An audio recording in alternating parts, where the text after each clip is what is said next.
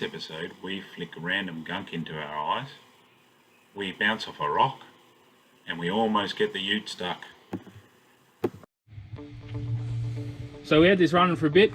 You know, we haven't really had it running for a while to get it hot. We discovered it had a bit of a overheating problem. Just started to inspect. Had a plate at the bottom hose and it sort of broke off. And check that out. Look at that gunk. Real shit. Careful, Dan. In the eyes. You right? Yeah. Yeah, It's broken the water pump off. broken the water pump off, and it's got some sort of like, looks like grease, but it's not. And it's blocked it up and didn't allow circulation through the motor. So it wasn't, so it was getting a bit hot because it wasn't circulating. Yeah. That explains why the bulged there too, probably. Full of She's a beast. Yeah. Spent a bit of time on the welder today. Quick weld of the diff. Hopefully it holds up.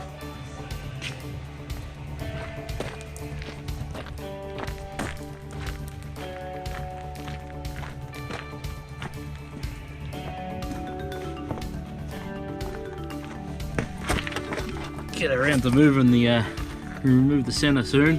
Pretty straightforward. 12 mils there, 10 of them, tail shaft bolts.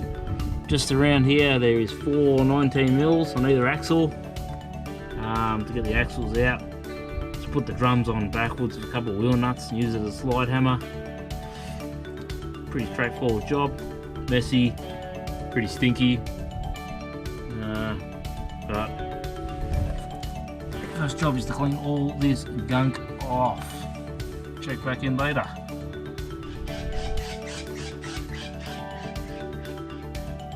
Easter Monday field report. Pulled the diff out, just finished scraping the baked on gasket. Took quite a while. Not much to report. One of the guys is currently assembling a Mega Squirt 2. We're considering running a Falcon single point throttle body on it with a crank firer ignition, but that might take a while. Alright guys, see you later.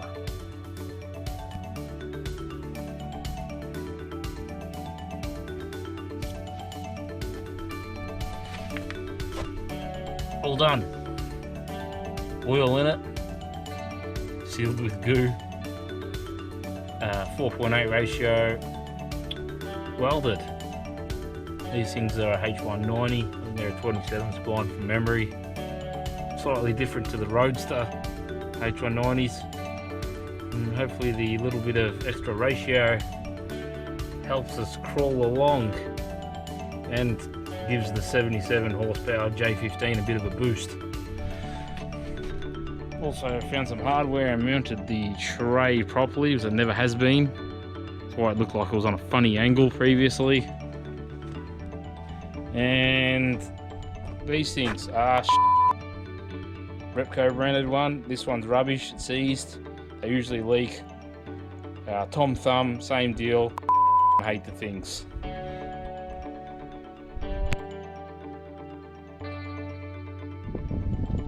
Alright, project kind of completed. It runs. Put new wheel cylinders in the back. The fronts are still the old ones, they're still in the mail, and we got impatient, so we thought we'd put it together. The front seems to be okay. Seatbelt. We haven't looked at the seatbelt yet, so too easy.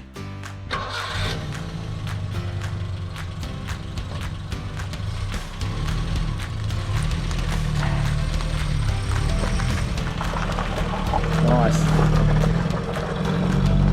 Oh, locker action.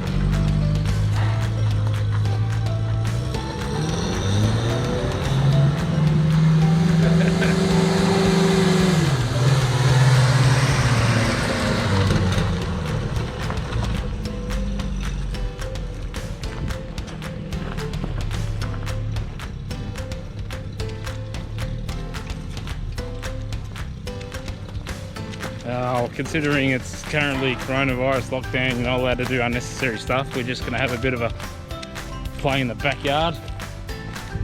There's a few acres here to fuck around with. Problem is it's very hilly.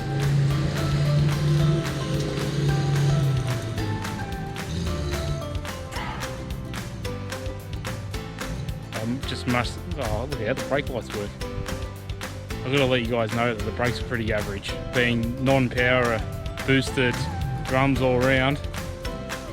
Some good news though is we found a sales receipt for a HM Engines Rico in 2001.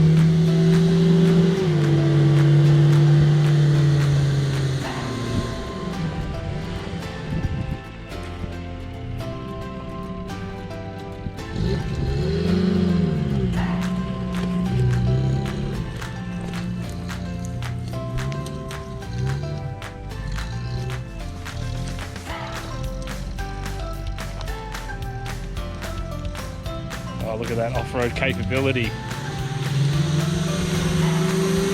with bald road tyres.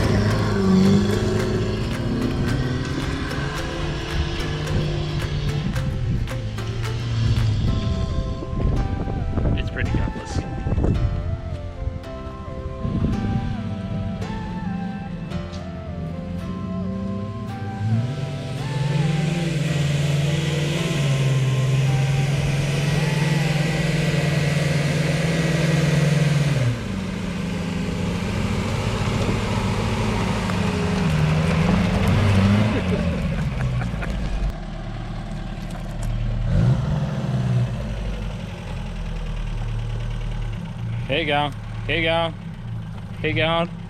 Oh, no, you'll be alright. Yeah, the fucking back wheels off the ground. Keep going.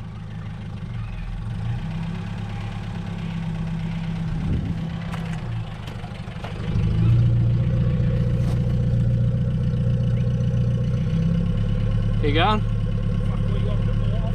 Nah, you won't.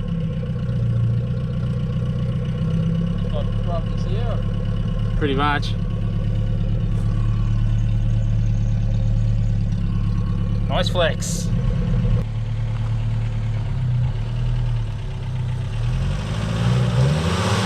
Come on.